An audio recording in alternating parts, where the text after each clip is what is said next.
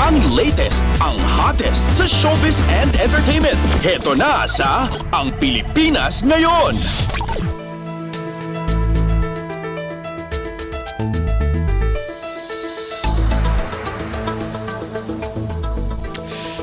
Halo! Magandang araw sa ating mga chismoso at chismosa na nag-aabang ng ating balitag artista. Nandito na ulit si Mama JT para maghatid ng mga trending na balita sa mundo ng showbiz. Ito na ang ratsyada ng mga chika.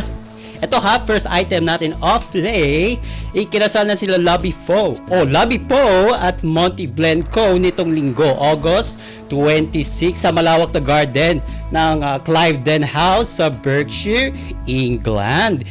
5 taong tumagal ang relasyon ni na Lovie and Blenco at 3 years ding engaged sila bago tuluyang lumagay sa tahimik. And makikita sa Instagram stories ng events host at influencer na si Tim Yap na naglalakad si Lovie mag-isa patungo sa asawang si Monty. And ang caption ni Tim sa video post ni Lovie, quote and unquote, "I wanna savor this moment."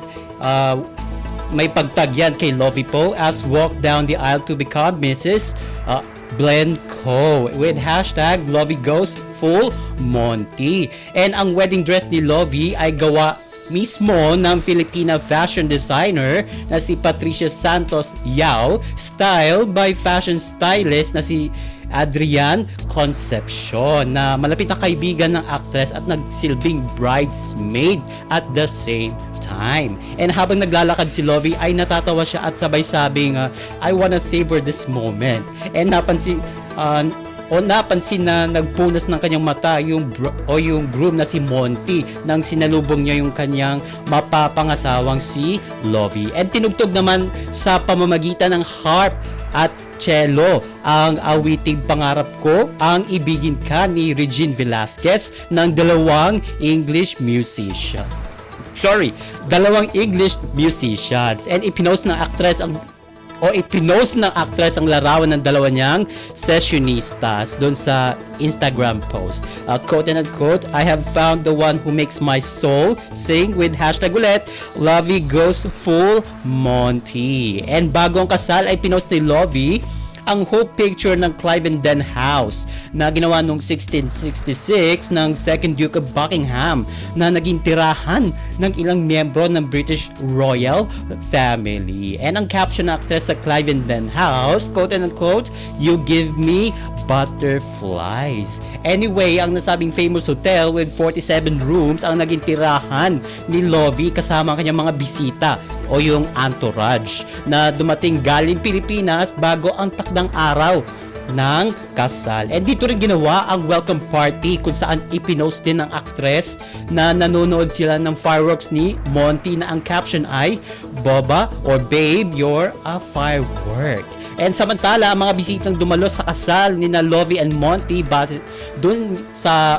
video post ni Tim Yap ay ang ate ng bride na si Senator Grace Poe Manzares kasama ang anak na si Brian, ang kuya nitong si Ronian Poe, Isabel Daza, Bella Padilla, ang manager ng actress na si Leo Dominguez with friends and staff, at ang mag-asawang Vicky Bello at Hayden Ko. And ayon kay Dr. Vicky, matagal na nilang alam ang tungkol sa kasal pero tikom ang bibig nila bilang respeto sa mga ikinasal at nagpasalamat din sila dahil naging parte ng pag-iisang dibdib ni na Lovie and Monty. Ngunit hindi naman binanggit kung sila nga ba ay mga ninong o ninang sa kasal. And congratulations and best wishes Monty and Lovie. And samantala, malapit na magsimula ang bare months. So you know the drill mga kachismis ha.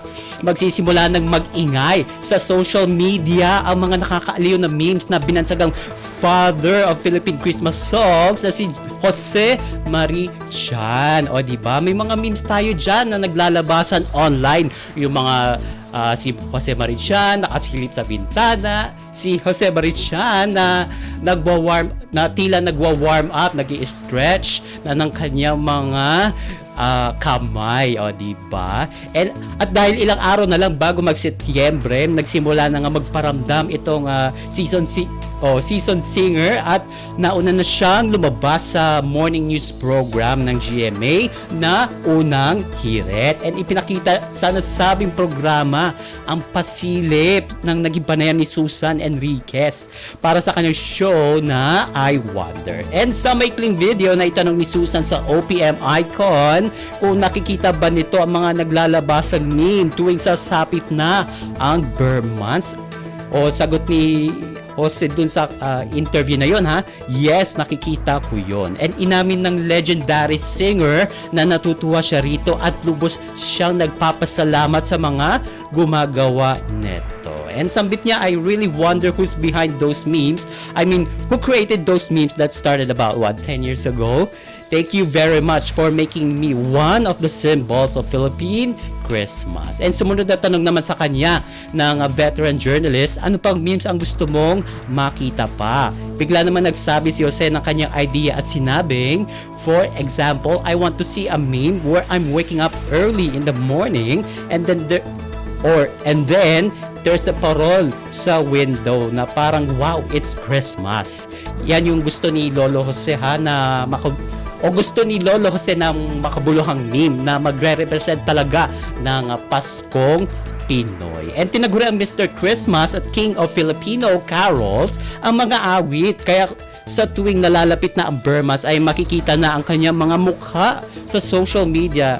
At ito na rin ang pagsisimula ng pagtugtog ng kanyang mga Christmas song. Pinapatugtog yan sa mga mall, sa mga pasyalan, at syempre sa mga paborito nating radio station. Hopefully mapakinggan natin yan dito sa Radyo Pilipinas World Service ang kanyang mga awitin. And OMG, wala na tayong oras para sa ating balitang artista. Maraming salamat mga kachismis sa pakikinig sa aking mga chika for today. Ako po si Mama JT para sa Radyo Pilipinas World Service. Ang latest, ang hottest sa showbiz and entertainment.